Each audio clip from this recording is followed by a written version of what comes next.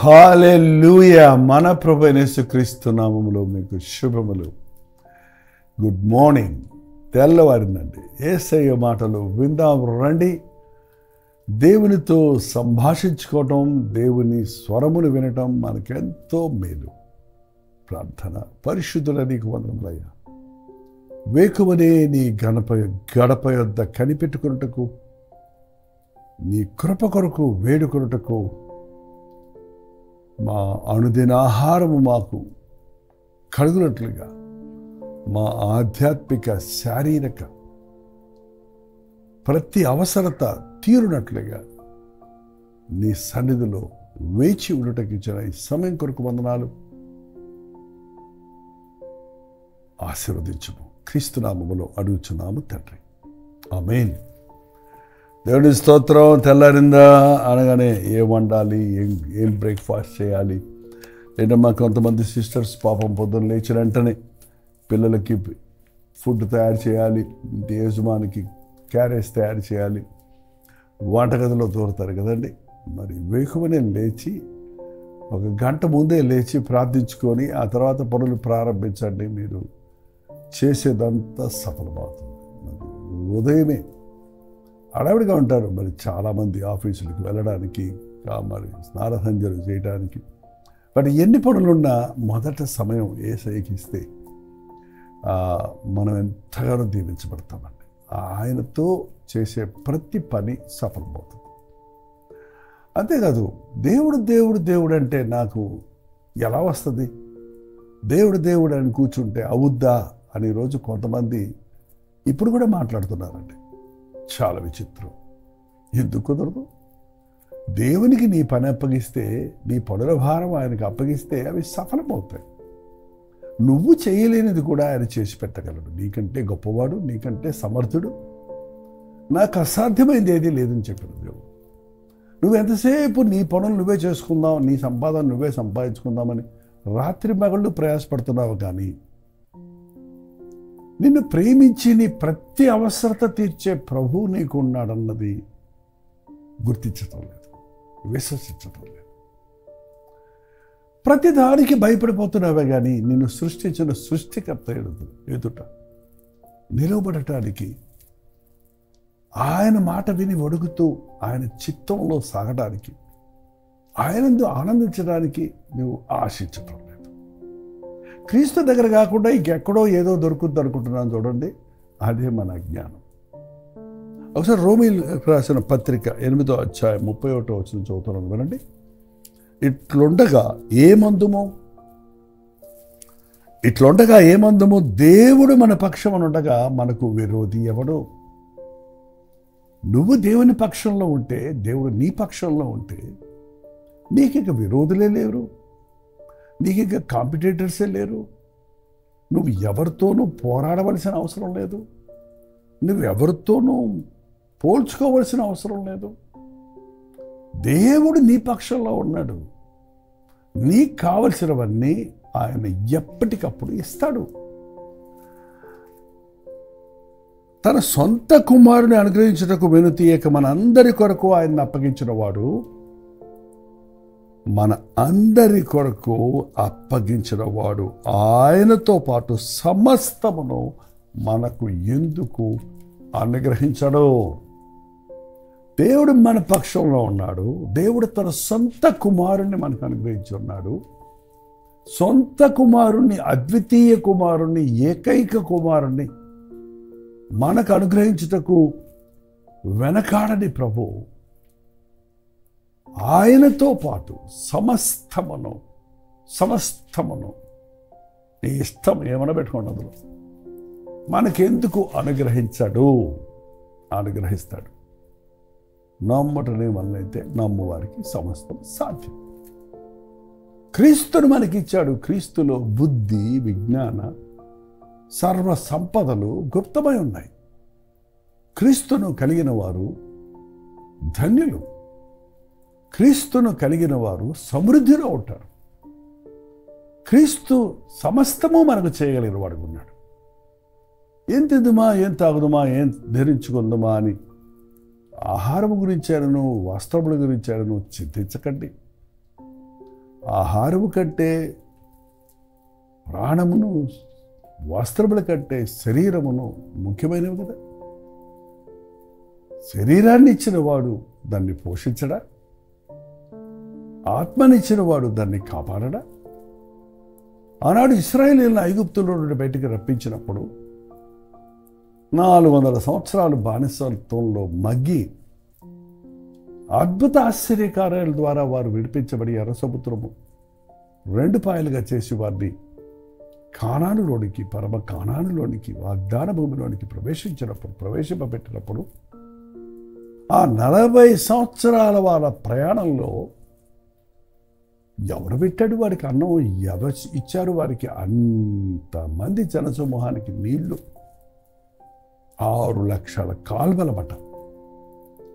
అంటే యవ్వనస్తులు, మరి వృద్ధులు, స్త్రీలు, పిల్లలు కలిస్తే ఇంచుమించు 20 లక్షల మందికి పైగానే ఉంటారని లెక్కలు కడుతున్నారు.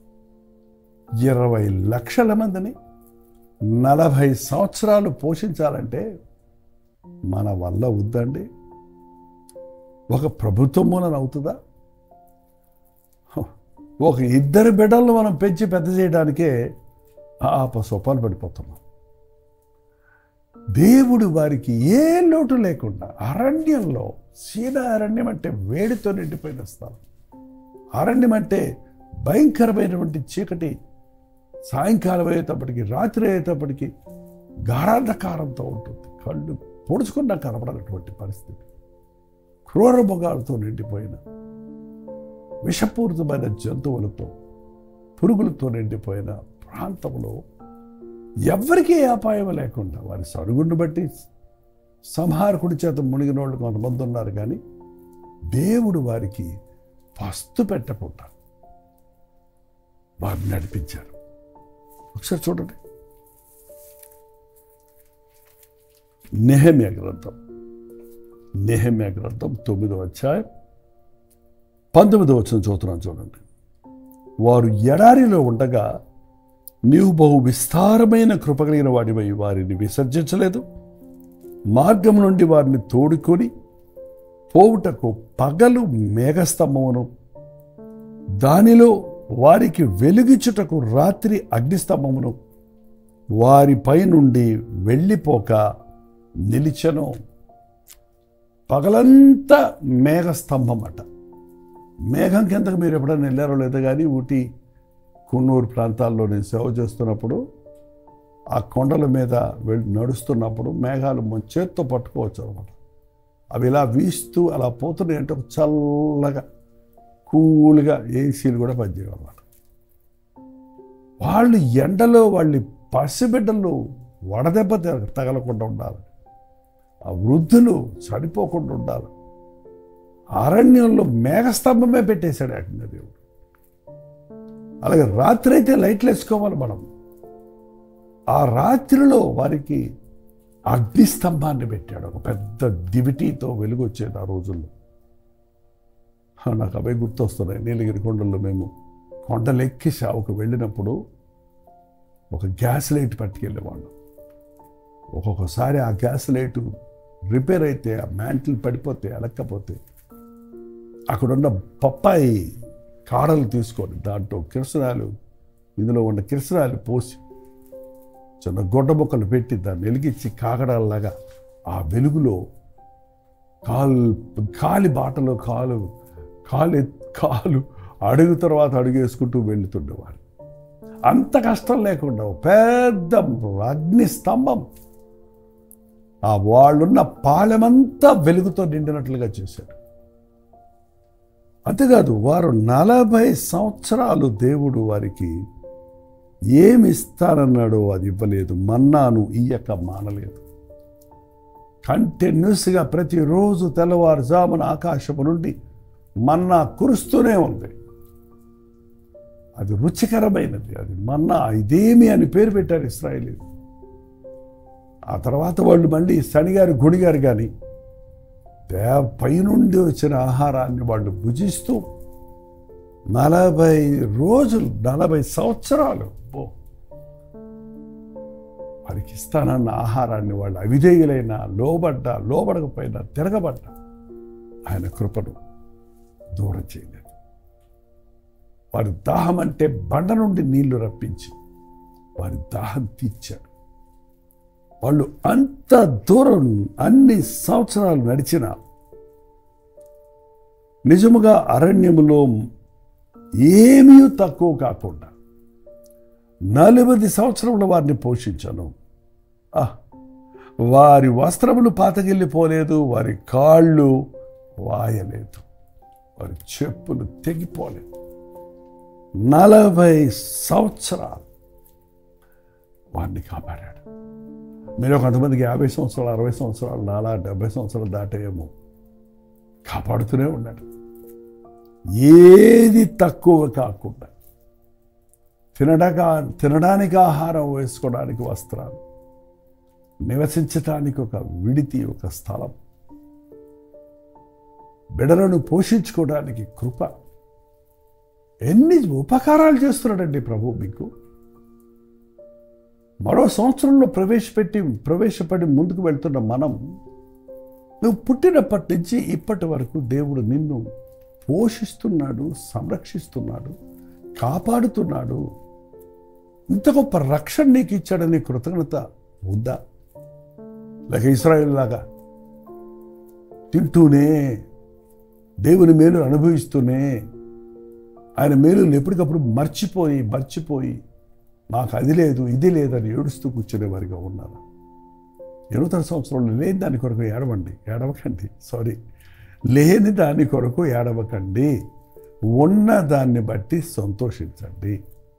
అవసరమైతే లేనిది కూడా దేవుడు నీకు ఇస్తాడు. నాకేమిచ్చాడు దేవుని అనే మాట ఎప్పుడూ మీరు కోపంలో కానీ బాధలో కానీ మీ నోటి నుంచి రానివ్వద్దు. ఆయన ఎన్నో మేలులు చేశాడు, ఇంకా చేస్తూనే ఉన్నాడు. ఆయన రిసోర్సెస్ అయిపోవండి. ఆయన మన కొరకు ఉంచిన నిధులకు అంతం లేదు. మనల్ని ప్రేమించి తన సొంత కుమారుణ్ణి ప్రాణం పెట్టడానికి ఇచ్చిన దేవుడు ఆయనతో పాటు సమస్తము మనకెందుకు ఇవ్వడు? ఇస్తాడు. ఏం కావాలో అడుగుడి మీకు ఇవ్వబడును అని ప్రభు చెప్పాడు కదా. నా నామంలో మీరేమడిగినా ఇస్తాను అని ప్రభు వాగ్దానం చేశాడు కదా. విశ్వాసంతో అడుగు, జ్ఞానం కుదురుకుంటే అడుగు, నీ ఆపదల్లో నాకు మొరపెట్టు, నీ సమస్యల్లో నాకు ప్రార్థించు, నేను నిన్ను విడిపిస్తాను. నీ అయోమయ పరిస్థితుల్లో నాకు మొరపెట్టు, ఘోరమైన సంగతులను నీకు బయలుపరుస్తాను. బైబిల్ చదవండి. దేవుని ప్రేమ మన పట్ల ఎంత విస్తారంగా ఉందో, దేవుడు మనకిచ్చినటువంటి మాటలు ఎన్నున్నవో, మనం కృంగిపోకుండా, మనం ఆగిపోకుండా, మనం దిగులు పడకుండా, మనం ఏడుస్తూ ఉండకుండా ఆయన వాగ్దానాలను పట్టుకుంటే వాటి నెరవేర్పును మన జీవితంలో చూడగలుగుతాం. ఈ 2025 సంవత్సరం మీ జీవితంలో ఒక సమృద్ధికరమైన జీవితంగా ఉన్నట్లు, ప్రభుతో నడుస్తూ క్రీస్తుని కలిగిన వారై ఎప్పటికప్పుడు ఏది కావాలో అది ఆయన ఇచ్చినట్లుగా, నీకు అనారోగ్యమా ఆయన వైద్యుడు, నీకు లేమా ఆయన సమృద్ధి కలిగిన సంపూర్ణుడు, నీకు భయమా ఆయన నీ చేయి పట్టుకొని నడిపించేవాడు, నీకు దిగులా నిన్ను ఆదరించేవాడు, నీకు దుఃఖమా నీ కన్నీరు తుడిచేవాడు, నీకు ఆకల నిన్ను పోషించేవాడు, నీకు దాహమా ఆయన మరెన్నడూ దాహము కొనని జీవజలాలు ఇచ్చేవాడు. ఇంత గొప్ప యేసయ్య మన దేవుడై ఉండగా ఆయనతో చెప్పుకోకుండా, ఆయన్ని అడగకుండా నువ్వే ఏదో చేసేద్దాం అనుకుంటున్నావే కానీ, ప్రతి ఉదయము ప్రభు కృప కొరకు వేడుకో, దినమంతటిలో దేవుని సహాయాన్ని కోరుకో, సంతోషంగా తృప్తిగా జీవించి నీ జీవితం పట్ల దేవునికి ఉన్న ప్రణాళికలను నెరవేర్చగలుగుతాం. ప్రార్థన. పరిశుద్ధుడ ప్రేమగల తండ్రి, మరోసారి నీకు వందనాలు చెల్లిస్తున్నాం. మా కొరకు నీ సొంత కుమారుణ్ణి ఇచ్చున్నావు. నా యేసయ్య నా కొరకు ఈ లోకంలోనికి వచ్చి నిలువెల్లా నలగొట్టబడి తాను రిక్తునిగా చేసుకొని అతిహీనమైన శిక్షకు భరించి మమ్మల్ని విడిపించట కొరకు, మా పాపములు క్షమించట కొరకు చేసిన యాగమును బట్టి నేను ప్రభువా నిన్ను స్తుతిస్తున్నాను. మా మనోనేత్రాలు తెరిచి మేము ఆరాధించే దేవుడు మమ్మల్ని ఎంతగా ప్రేమిస్తున్నాడని విశ్వసించటం, మా ప్రతి అవసరత తీర్చగలిగిన వాడిని నమ్మి నీ సన్నిధిలో స్తుతులు చెల్లించి నిన్ను అడుగుటకు మా ఒక్కొక్కరికి నీ సహాయం చేయమని క్రీస్తు నామములో అడుగుచున్నాను తండ్రి. ఆమేన్. మన తండ్రి అయిన దేవుని యొక్క ప్రేమయు, కుమారుడైన క్రీస్తు యొక్క కృపయు, ఆదరణకర్త అయిన పరిశుద్ధాత్మ యొక్క సహవాసము కుడి వచ్చిన మనందరికీ ఇప్పుడు సదాకాలం తోడైండును గాక. ఆమేన్. దేవుని స్తోత్రం. మీ ప్రార్థన స్తోత్ర భారాలు 954041 నెంబర్కి, మీరు ఇతర దేశాల్లో ఉంటే 91001003 నెంబర్కి ఒక టెక్స్ట్ లైక్ వాయిస్ మెసేజ్ ద్వారా వాట్సాప్ చేయండి. మీ పక్షంలో మేము ప్రార్థిస్తున్నాం, మీరు కూడా ప్రార్థించండి. తప్పక మన ప్రార్థనలన్నిటికీ ప్రభువు జవాబిస్తారు. డాక్టర్ దీపాలు యూట్యూబ్ ఛానల్ లైక్ చేయటం, షేర్ చేయటం, కామెంట్ సెక్షన్లో వచ్చి టైప్ చేయటం మర్చిపోకండి. ప్రభుత్వమైతే ఈ నెల కల్వరీ ఇవాంజలికల్ ఫెలోషిప్ యొక్క 42వ వార్షికోత్సవ కూడికలను జనవరి 13, 14, 15 తారీఖుల్లో ప్రతిరోజు సాయంత్రం 6 గంటలకి బిషప్ అజరయ్య స్కూల్ గ్రౌండ్స్లో విజయవాడలో ఏర్పాటు చేస్తున్నారు. ఈ పరిచర్య ద్వారా మేలు పొందిన మీరందరూ కూడా వస్తారని, మనందరం కలిసి దేవుడు మనకు చేసిన మేలులను సాక్ష్యాలను చెప్పుకొని మన ప్రభువుని గణపరచుటకు, మరింత విస్తృతంగా ఈ పరిచర్య ఆత్మలను సంపాదించబడిలో ముందుకు సాగుటకు, మరి ముఖ్యంగా మనందరము ఉజ్జీవించబడుటకు ఈ సభల కొరకు మీరు ప్రార్థించండి, పాల్గొనండి. మిమ్మల్ని ముఖాముఖిగా చూడటానికి, వ్యక్తిగతంగా ప్రార్థించడానికి కూడా నేను ఆశ కలిగి ఉన్నాను. కేవలం 3 రోజులే, 13, 14, 15 జనవరి ప్రతిరోజు సాయంత్రం 6 గంటలకి ఒకే సభ. తప్పక రండి, పాల్గొనండి. ఉచితమైతే మధ్యాహ్నం 3 గంటలకు హెచ్చరిక, అలాగే రాత్రి 9 గంటలకి కల్వరి ప్రతి ఊరిలో బలి గడుచుకుందాం. ఇవాళ బుధవారం కదా, మధ్యవారం ప్రార్థన కుటుంబం కల్వరి చర్చిలో జరిగేటువంటి ఉపవాస ప్రార్థన మీకు లింక్ ఇస్తాం. మాతో పాటు కలిసి మీరు ప్రార్థించవచ్చు. అంతవరకు దేవుని మహాకృప మీకు తోడైనది గాక.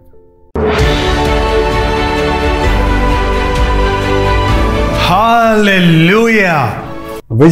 విజయవాడ పరిసర ప్రాంతాల్లో ఉన్న వారికి శుభవార్త.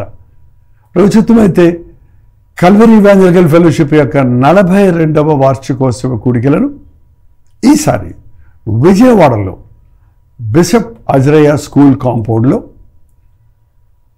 జనవరి 13, 14, 15 తారీఖుల్లో ఏర్పాటు చేస్తున్నాం. ప్రతిరోజు సాయంత్రం 6 గంటలకు జరిగే ఈ 3 రోజుల సభకు తప్పకుండా హాజరై దైవాశీర్వాదాలు పొందండి. ఇంకా ఈ విషయమై మీకు వివరాలు కావాలంటే ఈ కింద ఉన్నటువంటి ఫోన్ నెంబర్లకి మీరు వాట్సాప్ చేయండి, లేక కాల్ చేసి తెలుసుకోండి. తప్పకొస్తారు కదా. ముఖాముఖిగా మిమ్మల్ని చూడడానికి, వ్యక్తిగతంగా మీకోసం ప్రార్థించడానికి ఆశ కలుగున్నాను. రండి, ప్రభువును స్తుతిద్దాం, ఆయన నామాన్ని మహిమపరుద్దాం.